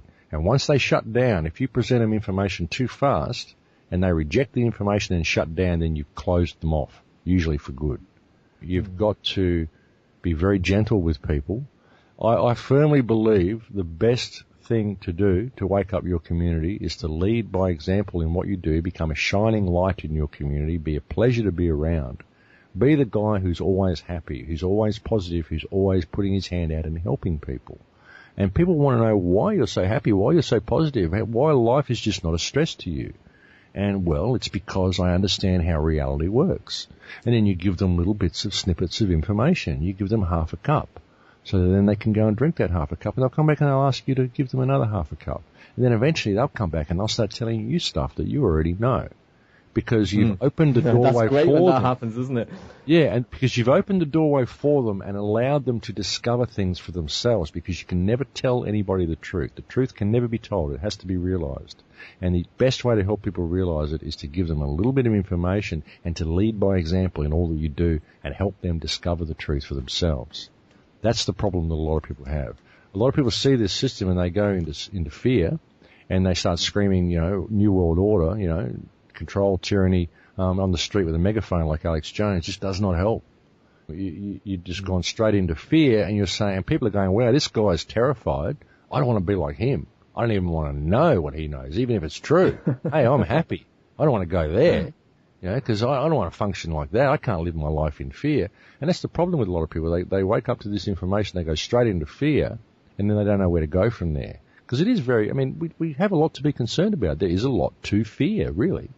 You know, if we don't pay attention. But I think it's all opportunity. I think that people are waking up to it. More and more people are waking up all the time now. I mean, it's amazing. People are wandering around going, what is happening to the world? All you've got to do is provide the right information for these people to come across. That's why I've tried to do the shows the way I've done them, kept them very calm, very rational, very common sense, so that people who are just waking up can discover this information and they can find it to actually be empowering, because now they know what the problem is, they can start implementing the solution. And the solution is for you to rediscover yourself via all the mechanisms that I explained to you earlier. That's who you are. That's what you are. That's what everybody is. And once we do this, once you really understand what you are, you understand this is just a biological computer with a frequency that inhabits this computer, this vessel. You're just a frequency of consciousness inhabiting a vessel for the experience, and you're perfect. You're absolutely perfect. You may be imperfect in certain ways that this system looks at you. You may be imperfect as much as maybe you've got a cripple or whatever. You know, something's wrong, but you're perfect at having the experience that you're here to experience, because what you're here to do is to be you, obviously, because that's who you are. And no one can be you and look at the world from that perspective better than you. So why would you consider yourself to be anything but perfect? Because you're perfect at being you, and being you is what you came here to be, obviously, because that's who you are. You look at yourself like that, and then you start looking at everybody else like that. Where's the problem? Why would I possibly have a problem with these people? They're just another frequency of consciousness that comes from the same place I do that's inhabiting a different computer. Essentially, there's only one of us here, looking at the world from all these different perspectives. Where is the problem? Once you start looking at the world like that, then all of the barriers break down. You know, to me, that is the incredibly empowering, and that is how we change things. We change our perspective of who and what we are. We change our perspective of what other people are. And when you really discover yourself and respect yourself, then respect for others comes by default. Then the whole world changes in one day, if we could just look at things from a different perspective. So it's got to come down to re-educating the people, you know. It really is one of the greatest acts of defiance, really, to feel love for yourself and feel love for other people. It is the greatest act of defiance against the world system. They don't want you happy, and they don't want you feeling love for yourself and love for other people. You know, because love is the answer, isn't it? Exactly. Yeah. I know we all sound like hippies here, but the frequency of love, when it's all working well, it's the perfect frequency. But really, I mean, you can look at it from that perspective that I've just offered, and there's a logical left brain perspective of who and what you are. For those people who are locked into that left brain system, well, there it is. I'll just give it to you in a logical way that really can stand up to there's no argument against what I just said. That's really just, I mean, how do you negate that? How do you deny any of that? That's true. That's what you are. That's what everybody is. So where's the problem? You know? And it's a very, very empowering perspective to have. And I know people that have changed their perspective of who and what they are to that. And really it's a matter of self-discovery. It isn't a matter of believing what I say. You know, just listen to it and think about it. You'll find that it resonates and you'll go, wow, that's just, it's logical. It makes perfect sense. Of course that's who and what I am. Of course that's who and what everybody is. So where's the problem? All the problems that we have with each other are a result of this system. They're programs. This is a biological computer. You program it. You install programs into the computer. It has a cache. It has memory, all in the water. I was saying to someone a couple of months ago in an interview, they said about a clone. Do you think a clone would have a soul? And I said, well, if they cloned you, it would have to have your soul because it's a frequency. You are a frequency that comes from the surrounding field. If they created a biological computer from your DNA that was tuned to exactly the same frequency as your consciousness, that computer would have to be another version of you. Would it be exactly like you? Well, that depends on the programs that are installed in the computer along the way. Based on the influences it has, it may grow up like you, it may grow up completely different to you, depending on the programs that are installed in the computer along the way. You know what I mean? So when you look at it that way, it all makes sense. And you can understand why people are the way they are, why the world's the way it is, and you can see what the solution to it is. And that's what all of these problems are. All of these problems are presenting us with an opportunity to implement the solution, and the solution is to know yourself.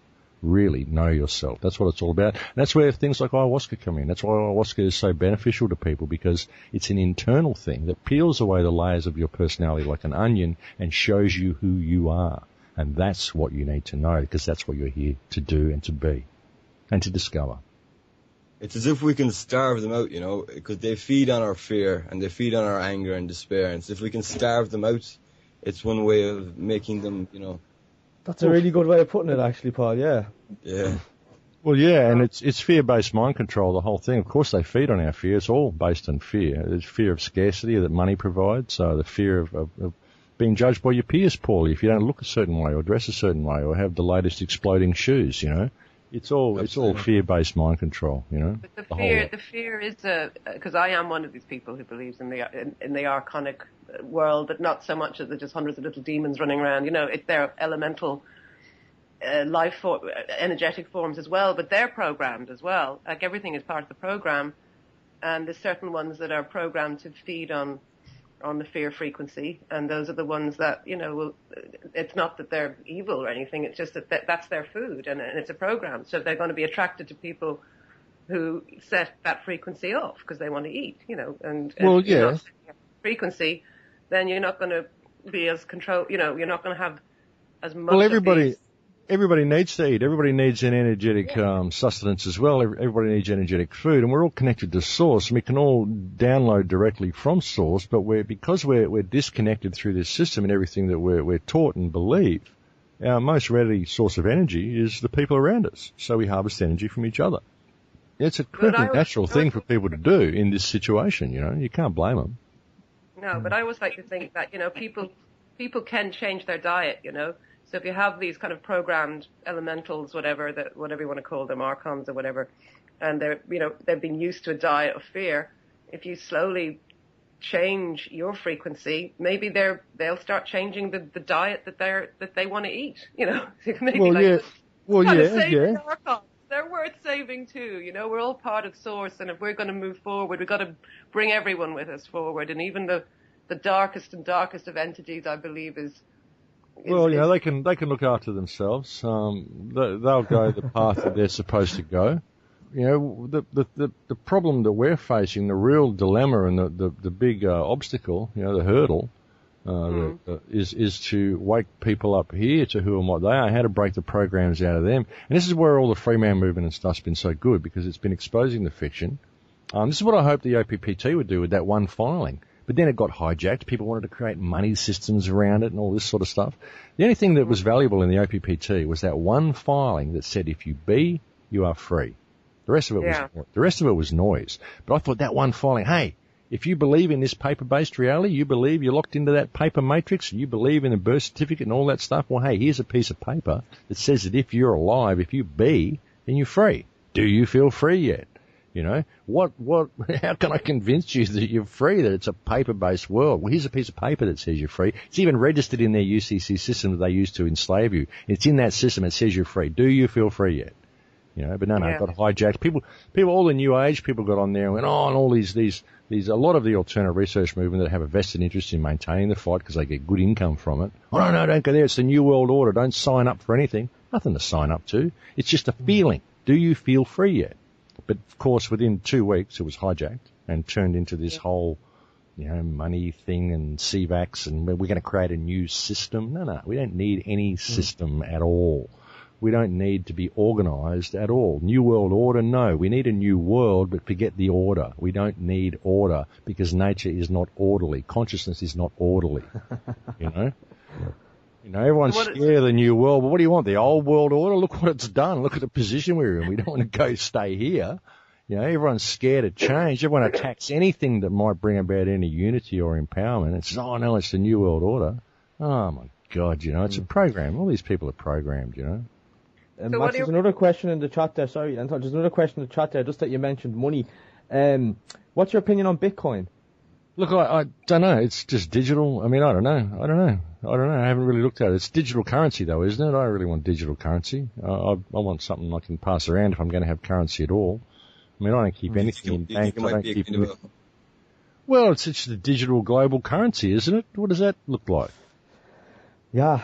You know, that thought has crossed my mind before, but I think with the Bitcoin, it's sort of like it can't be regulated or controlled or managed by government. So in that sense, it has the potential to completely negate government, because if I can exchange with you without having to go through a middleman, well, that's great. It's pretty much taking the power away, you know. Well, if you exchange with me, you send me a Bitcoin, I want to be able to go to a machine and pull that Bitcoin out and get some paper that I can then go and buy something with, because I'm not going to go and buy from the shop using a plastic card that's attached to a digital account. I've never bought anything on a card, and I never ever will. I have a card, but I use it to draw cash out of an ATM so I can go and buy things. If I can do that with Bitcoin, I'm happy to use it. But if I have to buy something digitally, which leaves a digital paper trail for people to know what I'm doing and send me advertising and all the stuff they do, then I don't want to use it. How do I go to a bank and draw out Bitcoin and go to a shop and buy a loaf of bread with it? That's what I want to know. I'm just seeing there as well in the chat that they have Bitcoin ATMs now. Okay, well, there you go. So I think you've just answered my question. But I think you're right to have that what's the word, like sort of skepticism about it, because I had it myself. I look at it and I go, this is global currency. But on further analysis, it seems to be one for the people. Well, it's good if it is. If it is, good luck to it. I mean, hopefully maybe it'll be a transitional currency that we can use to a situation where we need no currency. Max, what do you think of this whole supposed whether it's happening or not. Yes, it is. No, it's not. Who it is, who it isn't. The whole global reset that's supposedly rumbling about to be happening. Theatre for the masses. Just wait. Something's about to happen. Look out. Just wait. Don't do anything. It's all about to change. Disclosure's coming. It's imminent. It's all imminent. Everything's imminent. Going to be a change. Don't do anything. Sit back. Just wait. That's what all these things are about. And what about the whole Dino thing? Look, maybe it'll come back on. I mean, to me, money is fiction. Money is there to provide scarcity. If money's involved with the central banking system, then whatever it is, it's of no interest to me. It's all fraud. That's fair enough, yeah. A lot of it is theatre. To me, it's just all theatre. To me, the economic system of this planet is fiction. It exists on paper. It's numbers on a screen. We've got a planet here. People are so in such belief that the economic system is real that they will use this system to prop it up, and they'll keep wanting to prop it up, and they'll keep going and keep exploiting this planet until it looks like the moon.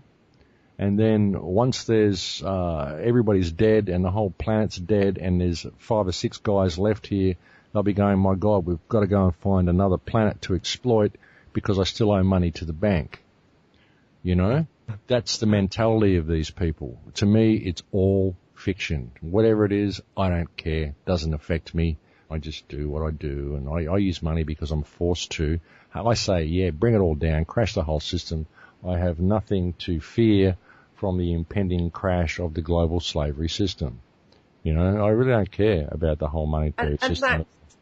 Max, what do you think of? I mean, we all know with false flags and all this kind of stuff what they're there for, and to but what's going on with all this?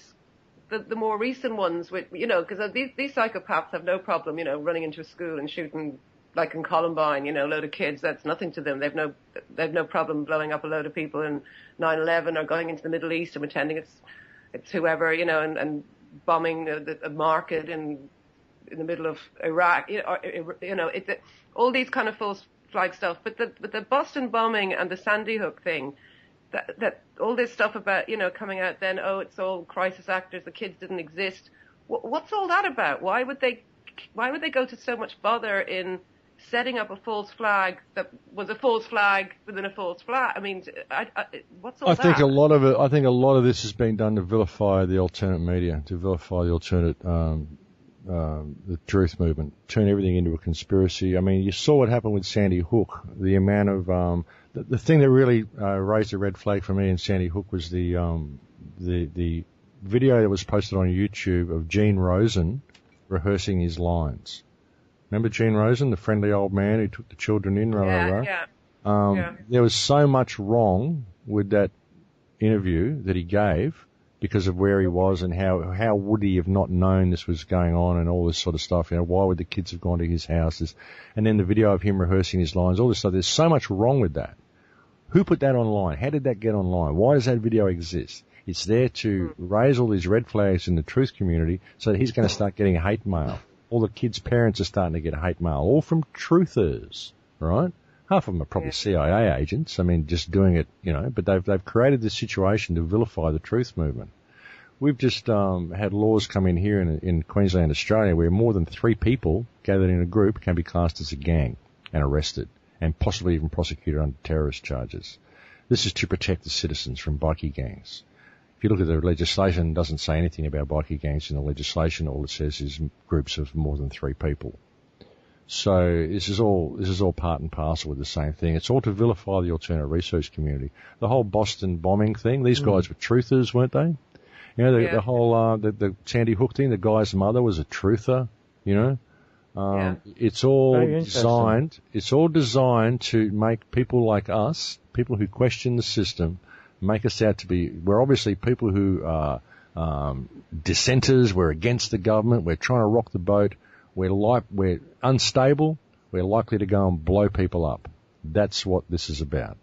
Because remember that video they sent of that father supposedly who'd lost his daughters, and he's kind of laughing before he knows he's on camera, and then he does this actory bit, like going into role, and then pretends to be all sad. But yeah, exactly. That was released on purpose. And you're thinking, why? And then they set up all these pages looking for donations to the victims, but they purposely kind of did it a day before so that everyone would go, oh my God, look, that was set up a day before. Yeah, it was set up to be an obvious conspiracy. Say the kids didn't exist, and then we all look like Egypt, yeah. It was set up to be an obvious conspiracy, obviously done. There was so much to that was uncomfortable. Sandy Hook was absolutely set up to vilify the truth movement. I'm absolutely convinced of it.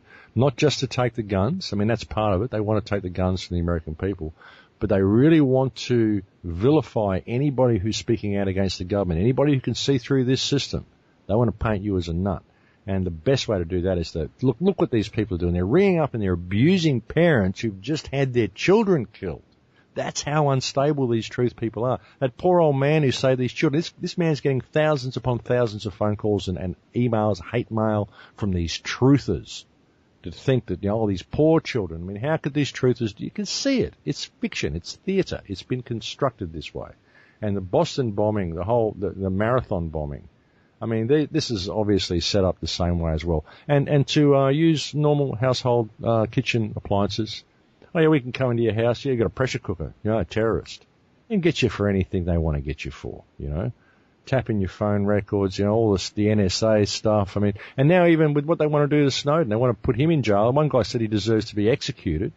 He reported a crime. He exposed criminal activity of the United States government. Why isn't anybody questioning that? Why hasn't Obama been put in jail for killing 11 people in Pakistan a couple of weeks ago? 11 party. A whole wedding party. Why hasn't he been put in jail for that? Why has he been put in jail for threatening to go and attack Syria? What did he say? It's not going to be an act of war. It'll just be a limited strike and no boots on the ground. Yeah, right. What, you mean exactly what the Japanese did in Pearl Harbor? No problem.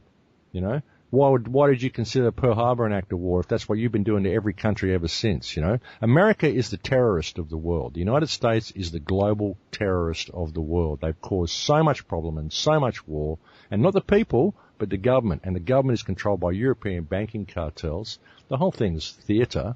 Do you think Obama actually has any say in any of that? He's a puppet. He's a mouthpiece, but he's obviously corrupt. Otherwise, he wouldn't be in the position that he's in. He wouldn't be doing it. I mean, would you do that? Would I do that? Nah.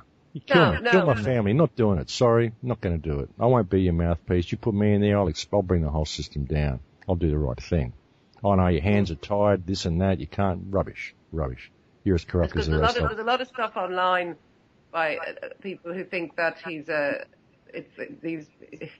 trying to put it in the right way, that he's actually on board, but he's going from the inside, and these NSA acts and everything about, cessation of your property and your whatever in a state of emergency is all been put in place to actually take down the cabal, and it's a plan within a plan. No. This is all these people saying, look, there's people in there. You don't have to do anything. It's all good. Just sit. Just wait. It's imminent. It's coming. Yeah. It's all good.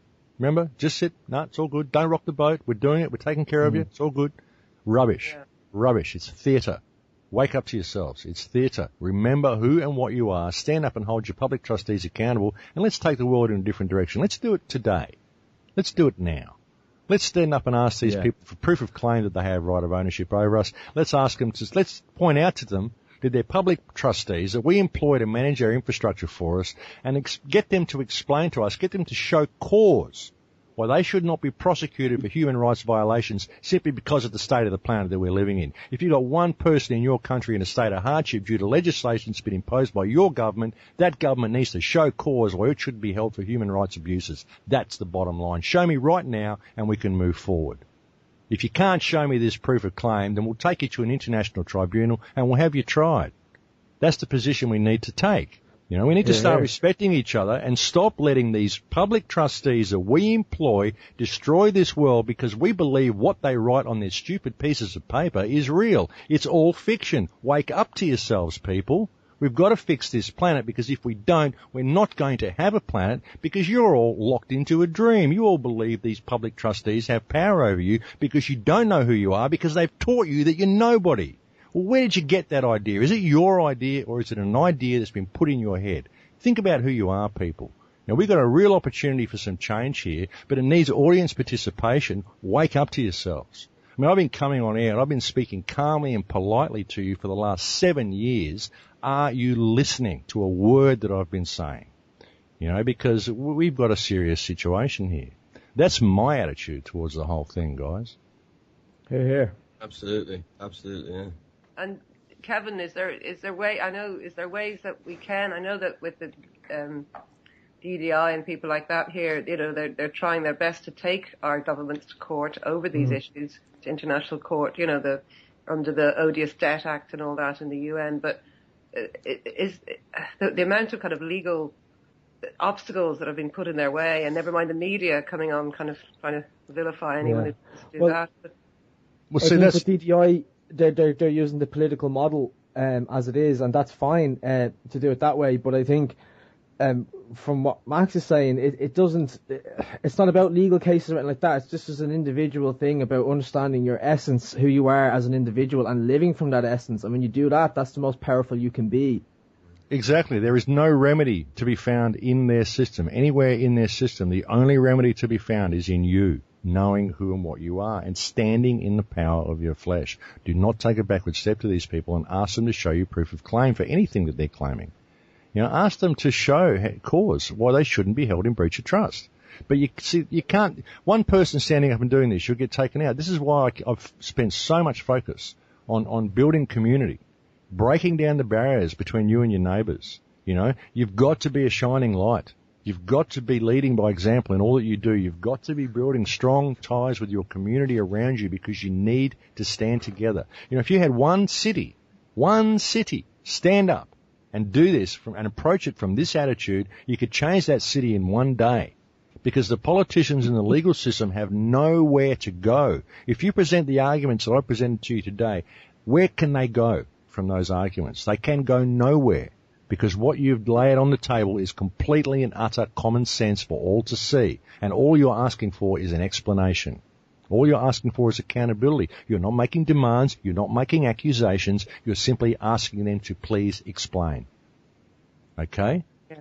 Yeah. They have nowhere to go from there. If we did that, it's game over. That's the last thing they want. This is why you've got to break down these barriers that you've got with your community, because they're all fiction. They're programs, social barriers, economic barriers. This guy looks the wrong way, he dresses the wrong way, he listens to the wrong music, he votes for the wrong political party. All this, it's rubbish, it's bullshit. I've got a bigger front door than him, I'm a better man than him. What is this rubbish that's fed to us? I've got more stuff than you, so I'm a better person than you. We base our lives on this economic model and this social hierarchical model, and it's all fiction. It's there completely and utterly to divide us. And the people that are controlling us, this is a handful of people. The only reason they control us is because they work together as one united thing, where they keep society divided. There's the key. There's the solution right there. And like I've said, 3% of the world are born psychopaths, but 8% of the world are born where they can't be programmed. They're awake. We don't need everybody to change the world. We only need that 8% to stand up and make a difference, because we can do it. All we have to do is make a difference in a public enough way, speak out eloquently. We can make a difference. We can do it. We don't need everybody to stand with us. We just need the people who are awake to approach things in the right way, and we can change the world. And I think we can do it this year. So let's get on board and do it. I think 2014 is the year for us. I think this is the year we've been waiting for. I don't know why, I can't put my finger on it, but there's something deep inside me that is telling me 2014 is definitely the year of change. And there's that quote always pops out in my head when I'm having these sort of conversations. Never underestimate the power of a small group of people to change the world. In fact, it's the only thing that ever has. Exactly. So this is what the Full Circle Project's all about, Kev. This is what I want to do, is create a platform to bring all of these people, all this stuff in. It's just, that's all it is really. It's a platform that people can use to get this movement started, because this movement is really a movement that is not a movement in simply idea whose time has come. And that's what we have to do. Max, is it on your website? How do we get info? There is a link. There's a link. If you go to thecrowhouse.com, you'll see a link to the Full Circle Project. The Full Circle website is fullcirclenow.net. It's a very, very basic website at the moment. All I've got there is 3 pages and a place where people can contribute, because we need to raise a fund. We've got to get enough funding so that we can fund local initiatives and workshops in every community around the planet if we can. And I want to start buying back threatened sections of Amazon jungle. We've got to save the jungle. We've got to save this place. And I think that if we could start a movement whereby we can buy like 1,000 acres to start with or something like that of Amazon that's under threat. We can say, look what we just did. Look what we did. We saved the Amazon ourselves. The companies aren't doing it. The governments aren't doing it. So we, the people, will buy it and put it in trust for ourselves. We can do this. We can make a start there. We can say, look what we just did, and it will inspire people to get on board and to make a difference. So that's what the Full Circle Project's all about. It's still in its infancy. There's a forum there you can go and sign up to and just look, okay, I'm in this area. Who else is in this area? Let's network. Let's get local groups in all of our communities together and let's start getting to know each other and creating discussion groups, because I want to launch this project officially, hopefully within the next 3 or 4 months, and see where we can take it. Create a platform that everybody can use as a communication area, and where we can start workshops and start shifting the paradigm in every community around this planet. And I don't have all the ideas. I need ideas and input from everybody, because every community has got something that will unite it. Every community has got something in common. And you know what that is. It's your community. I don't live there. I don't know what it is. I don't know what might unite the people.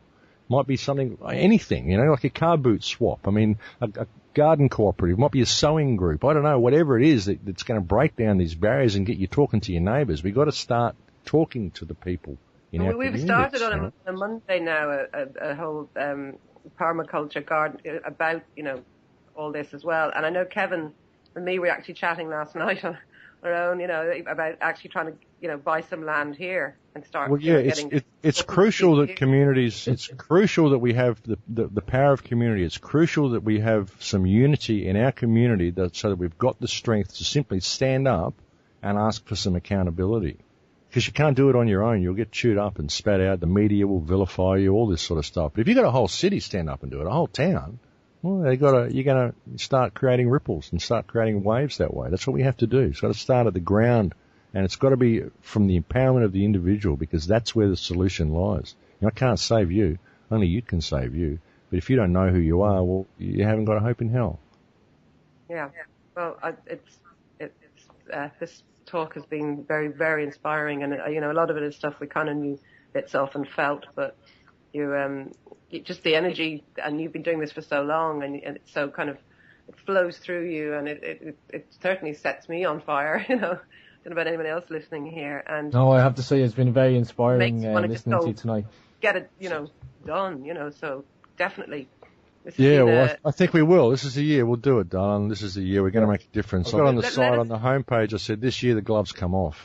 And it's true, they do. We need to keep the momentum going. Sorry? Absolutely. We need to keep the momentum going, while it's here.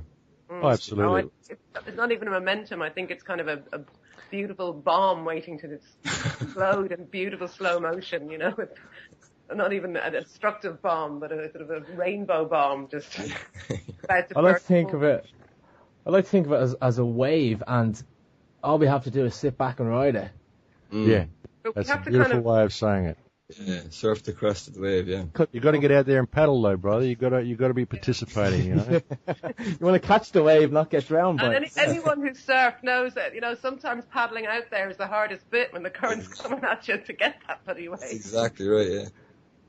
But listen, we're kind of running out of time, but it's time. I think probably time to wrap up. But this has really been an amazing show, and we're on fire here. And Max, really, really thank you so much for coming, and we'd love to have you back again soon. And we're going to all go and look on your websites now and look at this project, and I'm sure we'll be doing what we can here on our side to contribute to that, and definitely that, everyone getting together, even €5 from a couple of thousand people around the planet could buy a huge stretch of rainforest back, never mind what we can do in our own communities, so.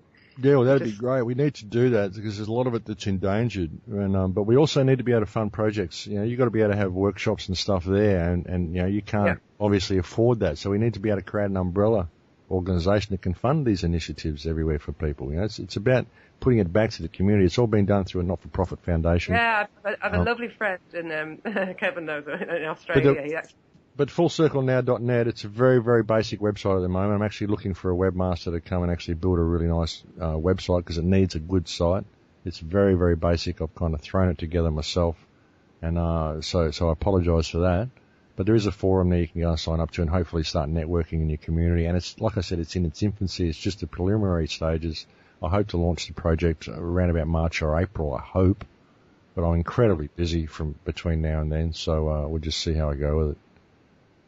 Yeah, well, I was just saying that before that, I have another friend that lives in Australia, but he was just saying himself that, you know, when all this starts coming into be, that he wants to go to kind of Africa and start, you know, funneling money into just sports projects for you know, young kids in regions that, you know, that, but, you know, so people are looking outside not just changing the reality that's right in front of us, which we have to do, and changing the whole matrix, but then, you know, not just, you know, sitting with your little vegetable patch and, you know, you're growing your own trees and vegetables and you have your goats, whatever, but then start getting out and going, yeah, now what can I do? Where can I go and help? You know, where can I help other communities? You know, so it's this project of yours sounds brilliant. So I'm probably waffling off now. So I better. It's very exciting times. It is. It is. I think this is the year that we're going to make a difference. I really do. But people have to participate. I mean, it's going to take people getting on board, and so that's what I really hope to see. Well, hopefully we can work together throughout the year as well, Max. Oh, for sure. Happy to come on anytime, guys. Okay.